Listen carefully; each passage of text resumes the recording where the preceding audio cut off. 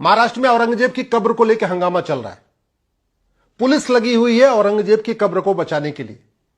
लेकिन सवाल यह है कि जिस वहशी दरिंदे ने हमारे पूर्वजों की हत्या किया, और 100, 200, 1000 नहीं, लाखों पूर्वजों की हत्या किया, लाखों माताओं और बहनों का बलात्कार करवाया अपने सैनिकों से, जिसके कारण हमारी माताओं और बहनों ने जौहर किया, उसकी कब्र को पुलिस क्यों बचा रही है, पुलिस क्यों प्रोटेक्ट कर रही है? तो उसके पीछे यह है कांग्रेस का बनाया गया एंशिएंट मॉन्यूमेंट एक्ट। मैं कई बार कह चुका हूं, कांग्रेस ने 50 से ज्यादा भारत विरोधी कानून बनाए हैं, सनातन विरोधी कानून बनाए हैं, हिंदू विरोधी कानून बनाए हैं। कांग्रेस ने गुलामी का नाम चलता रहे, गुलामी का निशान चलता रहे, गुलामी की कुरीतियां चलती रहे, गुलामी की कुप्रथाएं चलती रहे, उसके लिए कानून बाकायदा संसद में बनाया है। यह एंशिएंट मॉन्यूमेंट एक्ट जो 1958 में बना था, इसको नेहरू जी ने बनाया इसी काम के लिए था। यह घटिया कानून बाबर, हुमायूं, तुगलक, गजनी, गोरी, खिलजी, औरंगजेब, गाजी, जितने भी थे वहशी दरिंदे, सबके जो निशान है, चाहे उनकी कब्र है या उनका मकबरा है या उनकी दरगाह है या उनकी मजार है, जो कुछ भी है, उनको यह प्रोटेक्ट करता है। भारत का संविधान का आर्टिकल 49 कहता है भारतीय धरोहर संहिता बनाना है और भारत की धरोहरों को प्रोटेक्ट और प्रमोट करना है।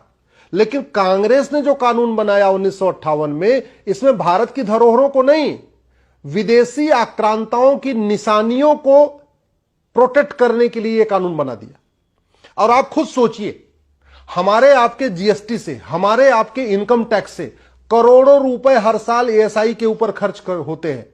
एएसआई के अधिकारियों पे, एएसआई के कर्मचारियों पे, एएसआई के लोगों के वेतन भत्ता पे, एएसआई का ऑफिस मेंटेन करने पे। और ये एएसआई का ऑफिस करता क्या है? बाबर, हुमायूं, तुगलक, गजनी, गोरी, खिलजी, औरंगजेब, गाजी, सलार, ऐसे लोगों की कब्रों को प्रोटेक्ट करता है। ये औरंगजेब की प्रोटेक्ट, अगर ये कानून नहीं होता तो कोई भी जाता औरंगजेब की कब्र के ऊपर कुछ भी तोड़फाड़ कर देता, कोई फर्क ही नहीं पड़ता, पुलिस बचाने नहीं आती। पूरे देश में वहशी दरिंदों की जो निशानियां हैं, उनको पुलिस प्रोटेक्ट कर रही इस घटिया कानून के कारण। तो पुलिस का वेतन भत्ता किस बात पे खर्च हो रहा है? पुलिस की ड्यूटी क्या बन गई है? वहशी दरिंदों को नामो निशान बचाना। एएसआई का क्या काम हो चुका है? वहशी दरिंदों का जो निशान है उसको प्रोटेक्ट करना, उसको बचा के रखना, वो खराब ना होने पाए, उसकी पेंटिंग करते रहना, उसका रखरखाव करते रहना। कितने आश्चर्य की बात है। चीन भी गुलाम था जापान का, और हमसे बाद में आजाद हुआ। हम तो 1947 में आजाद हुए, चीन 1949 में आजाद हुआ था, 1949 में। और एक साल के अंदर 1950 आते आते उसने जापानियों का नामो निशान मिटा दिया। न किसी जापानी के नाम पे सड़क, न किसी जापानी के नाम पे मोहल्ला, न किसी जापानी के नाम पे कोई गली, न उनके सिलेबस में किसी जापानी का नाम। उन्होंने अपने सिलेबस से भी हटा दिया। अपने बच्चों को पढ़ाया भी नहीं कि चीन कभी गुलाम था। और हम आज भी अपने बच्चों को पढ़ा रहे हैं हम गुलाम थे। आज भी हम उनका महिमा मंडन कर रहे हैं।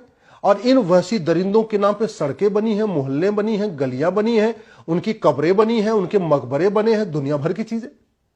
अरे जगह हमारी, मिस्त्री हमारे, सीमेंट बालू हमारा, सारे कारीगर लेबर हमारी, सब कुछ हमारी।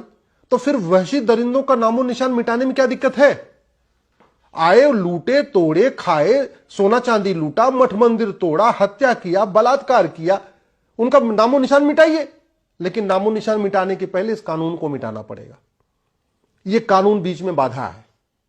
मैं बार बार कह चुका हूं, पहले भी कह चुका हूं, यह place of worship act Congress ने बनाया था, जो हमारे मठ मंदिर तोड़े गए थे उनको लीगलाइज करने के लिए, हम उसको वापस न ले पाए। और यह एंशिएंट मॉन्यूमेंट एक्ट बनाया था, गुलामी का नामो निशान कंटिन्यू रहे। इसी घटिया कानून के कारण जिस मुर्शीद खान ने मुर्शिदाबाद बना दिया, उसकी कब्र को हम तोड़ नहीं सकते। इसी घटिया कानून के कारण जिस मिर्जा ने विंध्याचल को मिर्जापुर बनाया, हम उसकी कब्र को, उसकी मजार को, उसकी दरगाह को, उसके नामो निशान नहीं मिटा पा रहे। इस घटिया कानून के कारण जिस जौना खान ने जमदग्नीपुरम बनाया और वहां के अटाला मंदिर को तोड़ के अटाला मस्जिद बनाया, ना हम अटाला मस्जिद वापस ले पा रहे, वहां पे मंदिर बना पा रहे, ना हमने आज तक जमदग्नीपुरम को जौनपुर किया, जौनपुर को जमदग्नीपुरम किया।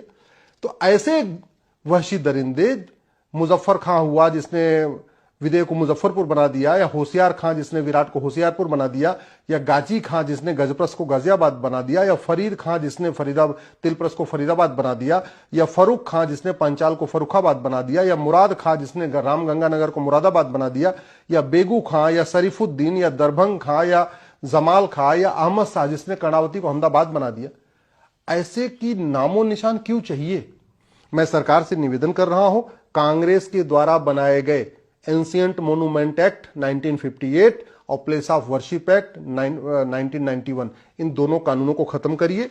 एक भारतीय नामकरण संहिता बनाइए और भारत में जो 1000 स्थानों का नाम वहशी दरिंदों के नाम पे चल रहा है उनको खत्म कर दीजिए। भारत में किसी सड़क का नाम, किसी गली का नाम, किसी मोहल्ले का नाम, किसी बिल्डिंग का नाम, किसी तहसील का नाम, किसी जिले का नाम, किसी शहर का नाम किसी भी वहशी दरिंदे के नाम पे नहीं होना चाहिए, क्योंकि उन्होंने एक भी शहर नया बसाया नहीं था, एक भी गांव नया बसाया नहीं था, उन्होंने बसे बसाए शहरों का नाम बदला था। और ऐसे ही ये प्लेस ऑफ वर्शिप एक्ट खत्म करिए और वहशी दरिंदों जितने हमारे मठ मंदिर तोड़े थे उनको रिस्टोर हम कर सके, उसके लिए भारतीय एक धर्मस्थल संहिता बनाइए, एक भारतीय धरोहर संहिता बनाइए, एक भारतीय नामकरण संहिता बनाइए और गुलामी का नामो निशान मिटाइए। ये जब तक कानून नहीं खत्म होंगे तब तक ये हंगामा चलता रहेगा। इसलिए मैं कहता हूं 1950 के बाद जो कांग्रेस ने घटिया 50 कानून बनाए हैं उन 50 कानूनों को खत्म करिए, और 1950 से पहले जो अंग्रेजों ने कानून बनाया था जिसमें से 222 कानून आज भी चल रहे हैं, उन सभी 222 कानूनों को खत्म करिए।